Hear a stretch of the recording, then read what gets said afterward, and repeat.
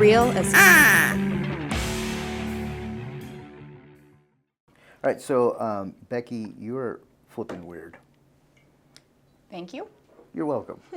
Okay, where are you going with that? Yeah. And I think that's why this works. So what I want to talk about is, I get this all the time, is what is the deal with you and Becky? Mm-hmm. And I mean, it is kind of weird. Well, I pay you well. Not well enough. Just kidding. So the common question, the common theme is like, what is the deal with you guys? Mm-hmm. And the reason why we get that question is, at first I thought like, okay, blonde Asian, like what a weird combination for our business partners. But what it really is nobody out there is doing business partnership like we are. Yeah, sure. We're kind of an anomaly, and so people are like, what's going on with that? So I thought we'd talk about that.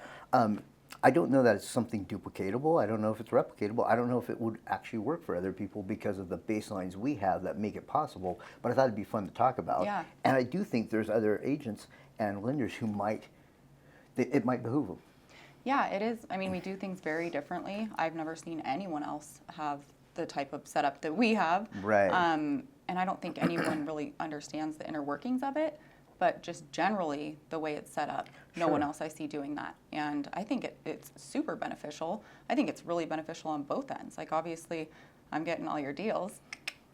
But also, like, I constantly hear realtors complaining about lenders because they're stuck with these lenders they don't know. It's just whoever their client has been pre-approved with. And it's this online big bank. They can't get a hold of them. It's the weekend. There's an emergency. So, I mean, that alone, I would say, has helped you tremendously.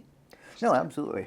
I mean, and that I think that one of the big keys is that both of us have a huge benefit by doing it this way. Because there's always going to be drawbacks. Mm-hmm. If I go to the baseball game with this person, I can't go to the soccer game with that person. Mm-hmm. Like anytime you put something on your table, you are making a choice you're making an unchoice. You're unchoosing that other option.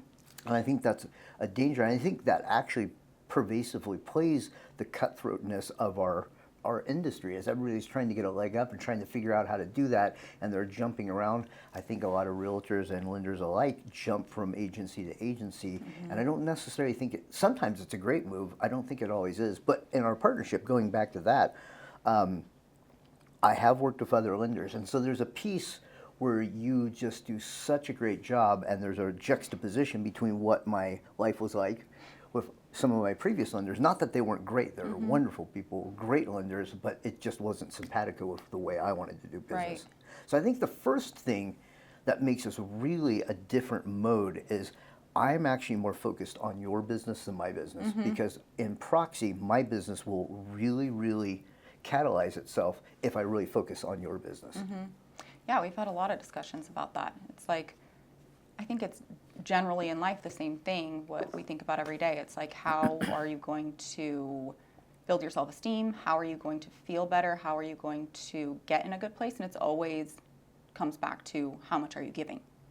It always helps you in the end, right? So like, how much are you doing for other people? And it's not that you're doing these things because you want it to come back to you, but it does. Sure. The more you give, the more you care about, like in our position, your partner, your business partner, the more it's going to build you back up in return. Absolutely, and I think one of the key elements is there's a facade of putting somebody else first, and then there's actually putting somebody else first. I think everybody's like, hey, you got to have this really open-handed concept to make your business thrive, and I do think that's I think that's great. I think that is a good modality. I think, though, the problem is there's a pretense of it rather than the actuality of it. I know for me, as personally in our book of business, is that I feel like you oftentimes make choices that are better for me than it is for you personally on a monetary level. And because of that, I will 100% work harder. I'll run numbers at 2 in the morning if I think that's going to put the loan in your hand, because you're doing that for me. And so it's this kind of philosophical shift that I think most people don't have. When I say, and I have this conversation, they're like, how do you guys do so well? How does that function? I say, well, I'm really going to take care of my business, obviously. I want to index up. I want to be on a growth model. But I always consider, is this move right now I'm doing, is this better for Becky and our book of business as opposed to just simply my book of business? Yeah. I think you touched on something else, too, that is important to think about. Like you said, you have to I don't know exactly how you worded it, but you have to say no to other things. And we're always saying yes to one another and saying no to other things, and those other things are just a distraction. So the way we've built our business together, I think that it's so tight-knit and uniform in everything we do that we get so much more done. You know, we have 100%, so yeah. many projects going on, but you have someone on your team constantly. Like, if I drop the ball on something, you're there remembering. Vice versa, Right. it's always like, hey, we need to get this rolling. So it's like so much momentum with the two of us. Right. Instead of looking for that new shiny object, that new friend in the corner, and just like not being able to put all your time and energy into something that's working and expand that. No, absolutely. I think that's a key element. Is it does streamline our time. You know, if you're going to work 12 hours a day, 8 hours a day, 16 hours a day, sometimes for you, crazy lady. Same to you. But when you use that time, it has to be maximized. It has to be optimized. And I think you're right. I mean, when I first started in the industry, I'm running around to like 20 mixers. I'm having coffees with all these people, and I'm like, at some point, I was like, what am I doing? Well, you realize you're spending your time, you're not investing it, I think. 100%. Okay, so when you started, like you were working with all different types of people, all different lenders, what was that general setup? What did you learn initially from other realtors on how that relationship is supposed to work? So what I was told was, quotations, sorry mom, is you need to be a lender whore. So what they told me, and that was actually word for word verbatim, not my words, mom. So they said, hey, you need to be a lender whore. And of course I was immediately like, I don't like to be a whore. That's not really something I normally sign up for. Like, how much money am I going to make? How much money is going to be on the dresser? Let me run this past Gabby. Yeah. But what they meant, and I do understand it, and I'm not saying it's a flawed business model. I'm just saying it's not particularly the one I wanted. Is you have 4 lenders and you make them all worried that they're going to be fired every day. Because if Becky doesn't do it like I want it, then Jon or let me just start that. If Becky doesn't do it the way I want it, then Jon or Juan or Betty or whoever it may be is right there waiting to steal that loan. So if I Yeah. got 4 and you know you're competing every loan, you're going to Sure. perform high. Yeah. The problem with that is there is no brand loyalty. Like you're going to resent me. So you're going to do things for me, and it's all going to be business, but there's no personal. At the end of the day, how many times have you done things personally in our interaction with our client that you didn't have to do, but you did it anyway because you wanted it to be solid? Constantly. Like Yeah, right I now, do. we're filming. Do you enjoy this? No, I hate it. And here you are. It's great for my No, I don't business. hate it. Yeah. It's great for my Yep. business. It's probably good for yours too. Yeah, But I hope it's so. not something necessarily. It's not something necessarily that you would have done in this type of format. But Yeah. you're doing it, and there's a motivation because of the nature of our relationship. Yeah, definitely. And I will say, like, we do things very differently. When I started out, one big difference I did find between newer realtors and very seasoned, high-producing realtors is that they didn't act the way that you're saying. So when we first got in discussions about this, you constantly kept talking about that, like, oh, how realtors are just, running you ragged and stuff. And the high-producing, seasoned ones didn't do that. Right. So interestingly enough, I think that they're probably doing well for that reason. Sure. People figure things out, and I'm sure that different models work for different people. But yeah, I'm sure these newer agents who are just kind of like throwing shit at the wall and hoping it sticks, or Well, and I think like Going with what they're because I'm told. talking about the advice I was given was by several realtors who bag $1 million a year. Yeah. So they are high, and it's not so much. And I probably was a little hyperbolic. The idea is they're creating competition. Absolutely. And competition is generally a good thing in a capitalist market that we're entrenched in. However, what I found is with you, and I think that's a special type of lender, I don't think it would work with everyone, is I don't need to create that competition because you're so driven by your own sense of reciprocity. Yeah, I'd say for both of us, yeah, we're just driven to go harder. I think if you weren't a super loyal person, I don't think this would work at all. I never said I was loyal. I just said I was hardworking. Yeah. Well, and sort of hardworking. Okay, sort of hardworking, pretty loyal. So let's go back to that original conversation. When we first sat down, I'm not a high producing agent. That's one of the reasons why I have a lot of trustability in you. And because now we're doing really well, it's like, cool. We were on a bedrock of we built it together as opposed to here I am. And of course you're treating me nicely because there's money signs. Yep. But when we first sat down, I said, here's my business model. This is what I want to do. What was that like for you? Because basically I said, I want to be your top agent. I want to be front of mind. I don't have the money to give you right now, but I will. Yeah. What was that like for you? I was like, sure, dude. I think you actually still have an IOU out pending that you need to send over to me. No, it was definitely strange. It was different. I mean, obviously, it didn't work out the first time we tried it. Certainly not. So it was just, I think I was too green and I just didn't understand. But then the second time I was just like, I can like see something.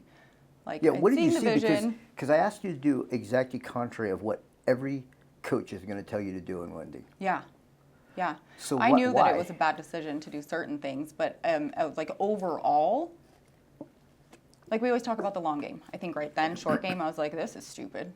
You're going to like only go on film with him and everyone's going to know you're tied with this one person. Right. Not to say I don't do business with other people, but you know, you get tied to one another. Yeah. You get co-branded. Yeah. But I think just that bigger vision, like I could see that you were incredibly hardworking and had a bigger vision on things, really big goals, and I knew that you were going to succeed at them because you never stop and you never sleep. And yeah, I think just coaching as far as just like an accountability partner, really. Not that either of us really need that, but it's nice to have. Sure. Just constant reminders on continuing to work super hard, continuing to make sure that you're having these personal relationships and doing what's best for your clients and not just being a calculator for them. And, Sure. I don't know. There was just something special. Interesting. Yeah. Yeah, I was actually quite surprised when you're like, yeah, I'm on board. At that point, I'd pitched it to 9 other lenders. Really? Yeah. No dice, no Yeah, takers? you're number 10. Well, no, there was takers, but they were all green. They didn't have, you were green even at that point that we did our secondary, our sophomore run at it, Yeah. but you were smart. Like you had vision, you were smart, and you definitely had ambition. The lenders who were willing to sign up for it did not have those things. They had desperation. Yeah.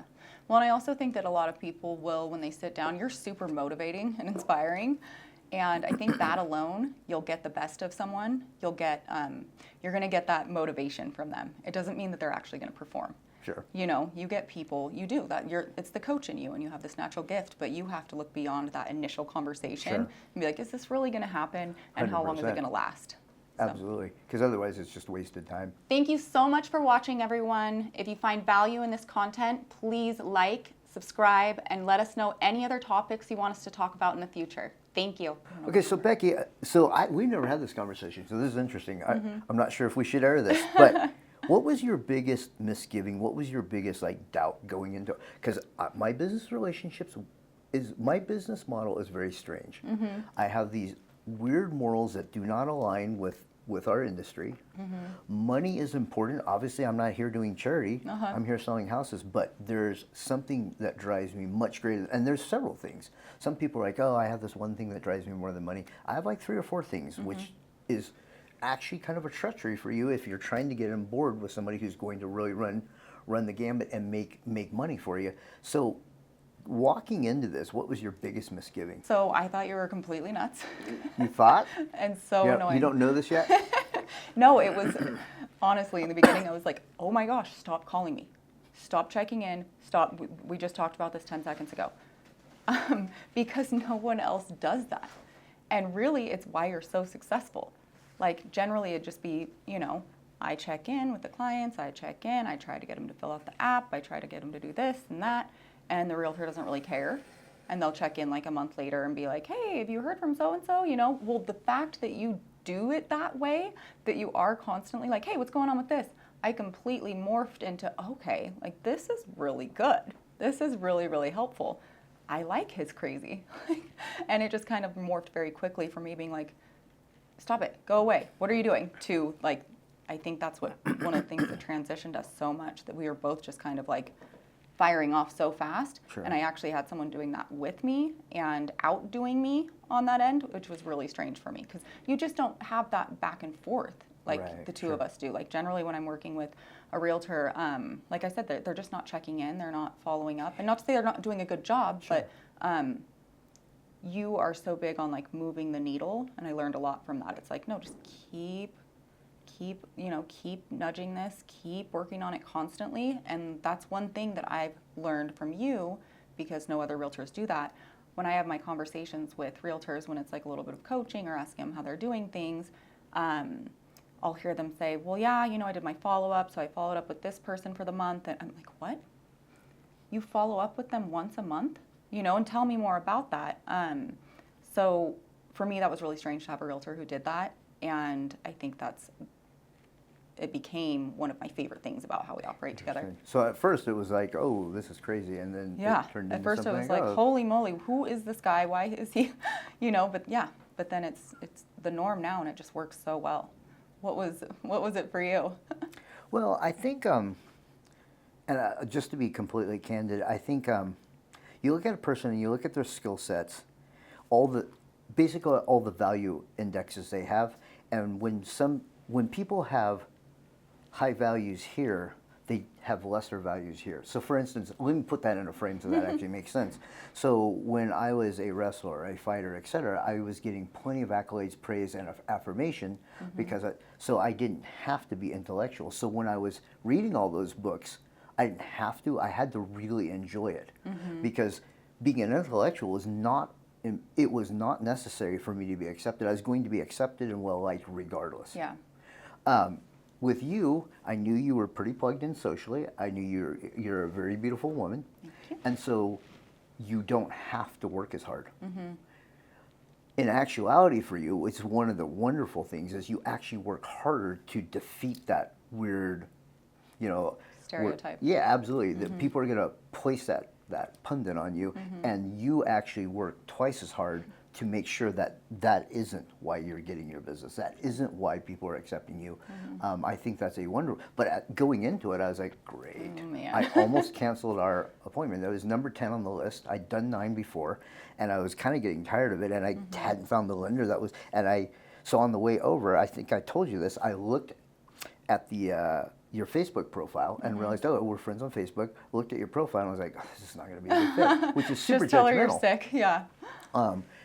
We sat down for almost 2 hours. I had intended for 15 minutes. I don't have time in my day to hang out with somebody who is not going to be a good fit. But in those 2 hours, not 15 minutes, I realized there's some wonderful traits in this human being.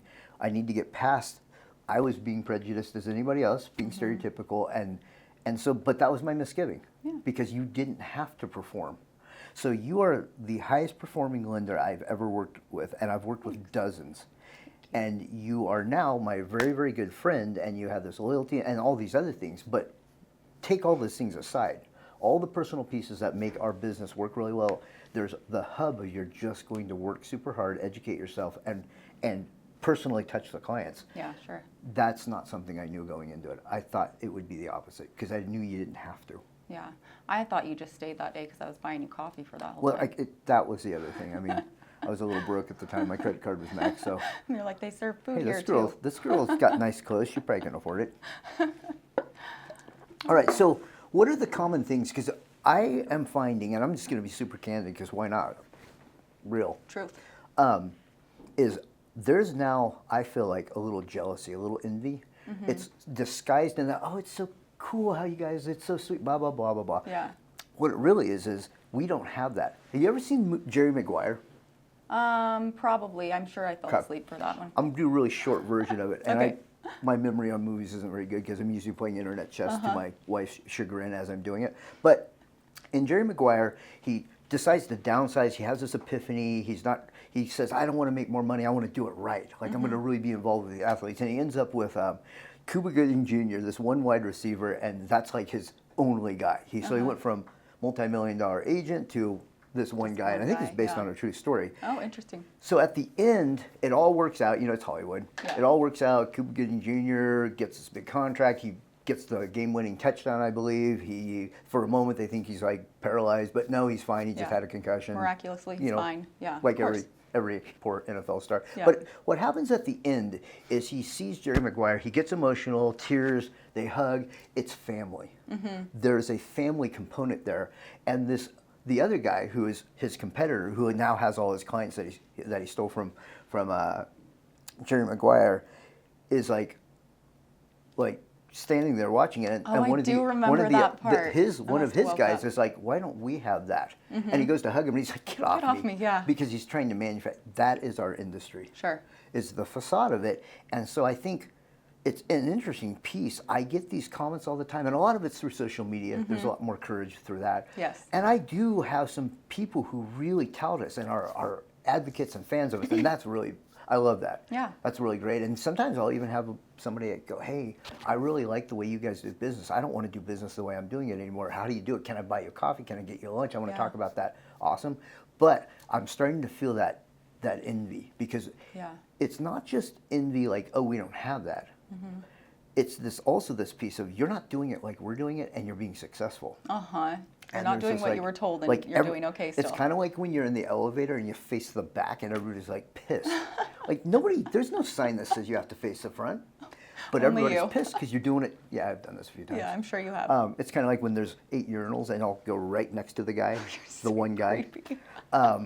There's like these unwritten codes. Yeah. What is the blowback you're getting? Because I'm getting some, and I think it doesn't threaten me. But it's interesting. It's an interesting piece of our industry we live in, and just like group man psychology. Yeah. I mean, obviously, number one, we've talked about, and you've told me that I needed to be very careful. There are definitely agents who won't send me business. There are definitely agents who think that I only work with you. And you were really concerned about that. And I'm like, it's fine. Like the ones who Okay, I'm so close let me with- stop you right there. That is so weird. We're in an industry where everybody's trying to get more. Tell me about that piece, So- and then I'll let you continue. Yeah, so That is so weird. no, my reasoning, like we've talked about, is that I will probably lose some right now business, of course, but I think when you're doing it the right way, it's just like anything in life. You're surrounding yourself with the right people. Like I've met several different people through you, around you, who I will do long-term business with. Yeah. And that's always been my goal. My goal isn't Channel to account. whore myself out as a lender. My goal is not to touch as many realtors as I can. I hate that. I don't play the game. I can't stand it. I'm not good at it. I'm awkward. And I just don't want to do it. are So, awkward. so yeah, I've had a lot of blowback, I'm sure, where people aren't sending me business. I've had people make funny comments to me. Usually they're compliments, but usually they're compliments, but there have been some who, Compliments. yeah, a lot. I've had people trying to film with me because of it, where I'm just like, no. Well, let's go back which to is that which piece. is good. It's a compliment, but I want to hear that piece. I'm totally Yeah. interrupting you, No. Becky. No, you're fine. But so I said I was going to only film with you because I wanted to promote you. Yeah. I don't need 5 lenders. You Sure. need 10 agents, and you've got some agents now that are they realized, wait, it's not unilateral. But Yeah. what made you decide to, in reciprocity, be exclusive with me? Because that doesn't actually make business sense. I don't have any more time to film because I hate it. Fair. I'm just joking. No, it's we have a. Yeah, tell me about that piece, because that was when I realized I've got this really loyal person. I didn't realize it. Well, it's like what we talked about before. It's, you're a very dear friend to me on top of us being business partners, and it's that give and like building you. And on the selfish side of that, the more I build you and build your business, obviously, the more my business is going to build. Sure. So it's really, when I boiled it down, because I did think about it and think this is probably a really stupid decision. But when I, peeled Like back most the of our layers of the business. onion, it made sense, and I understood why I was doing it. Sometimes I don't Okay. fully think things through, but I was like, no, this makes sense. Okay. Like, this is good for both of us. So Yeah, that's interesting. I have had backhanded compliments sometimes where it'll start out positive about us and then just comments like, well, it seems like this is like a full-time plus job. Like this Right. is a lot. And I'm like, yeah, it is. And what did I tell you? And it's a full-time salary. So. Yeah, so it's all worth it, like that we've just built something really cool and different and special, I think. Yeah, absolutely. Yeah. I think we're weirdos. Yeah. Okay, so Becky, weirdos that we are, oddities that we are, this has been your biggest year. Mm-hmm. So it's a year that a lot of the industry's flatlined, a lot of people are leaving. It's your biggest year, and out of proxy, because I partner with the right person, it's been my biggest year. So every lender getting into business is going to be given A, B, and C, the same, here's your advice, this is what you need to do. What would you say, because you built your business completely contrary to what most lenders do? Sure. So I would say, we had a huge drop off, right? A ton of people were forced out of the industry this year. And like you said, I had my biggest year. It's all hard work, in my opinion. It is so much work. And I think that's the number one thing. Lenders are not told what our job is. And to no one's, no one's fault or anything. But when I came into the industry, I had no idea what I was getting into. And probably that's my fault. But I was told, like, yeah, take this test and then you're going to do a bunch of business. It's tough. Even in, right now it's a tough market on top of it being a really tough job. Sure. It's a lot of hours, it's a lot of grit, it's long days, and that's not just for a few days. That's every day of your life if you want to succeed at this. So what would I tell someone who's wanting to break in right now? Don't do it. Get ready to grind. Honestly, buckle up, because you're not just going to get in here and make a bunch of money. Even in a good market, people are not going to trust you immediately. People who you think are going to send you business are not, most likely.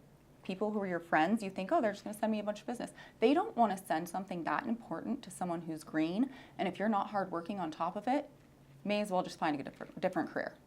Gotcha. Just go elsewhere. What would you say? Sorry, that's super negative, but I think it's positive too, because I don't think it's negative. I think it's realistic. they need to know what they're getting themselves into, and that you can be super successful, but you have to work your ass off. Yep. Which is what I love about it. Yeah, You can because there's a choose how bunch of much you lenders make. who spent $20,000, $30,000 getting into the industry and they haven't made a penny. Yep. And they're not going to. Yeah. What would you tell realtors right now? Tell a realtor right now is find a bunch of people who are very different, who you can look at as mentors, coaches, or just one-offs. Like I'm having a conversation, and argue with all of them. I like Not that. necessarily out loud, because there's a lot of egos, but when they say something, immediately push back, and then you will find the better channel. Yeah. Because so many people are doing it wrong because it's effective, because it makes money. There's better ways to make the money, there's faster ways to make the money, and there's Find the more holes. moral. I mean, you think about it, we talked about this a while back, but one of the things I love about you is you do not live in this industry on your knees. You refuse. It's not that you won't do immoral things. Of course you're not going to do immoral things. You're a moral human being, but you also will not do undignified things. That's not a moral issue, but it's something you don't want to do. Yeah. The way you encapsulate and create the empowerment for yourself in this industry is don't do it like everyone else. Do it like they did it, to get to the point where you have a platform to succeed, and then Take the immediately good, but do it differently. Yeah, I like it. Find different routes, and every time the guru, Gary Vee, whoever it is I'm listening to, says something, Jordan Peterson is one of my favorite people. He's not in real estate, but he's one of the people who I can take guidelines for a lot of life. I've never listened to Jordan Peterson and not argued in my head with him and Pick it said, you're apart. wrong here, here, and here. And then sometimes after my research, I'll be like, oh, you're right. But now I have the right answer through my hard work, not because I just got told something. I'm not his pawn. So surround yourself, in short, surround yourself with good, knowledgeable people, and fight 'em. question everything. Fight 'em. Question everything. Fight, fight, fight, fight. So, hey, thank you so much, Becky. First and foremost, for building an empire with me that is so veered left or right of everyone else's. It's more But fun like that. thanks for the pod. It's so great to talk these things out Yeah. and get these ideas out. But also just it's fun to talk those things out and Yeah, you know, it is. kinda- It's fun looking back and thinking about looking at the how journey. far we've come. Yeah, I thanks, appreciate Jon. it.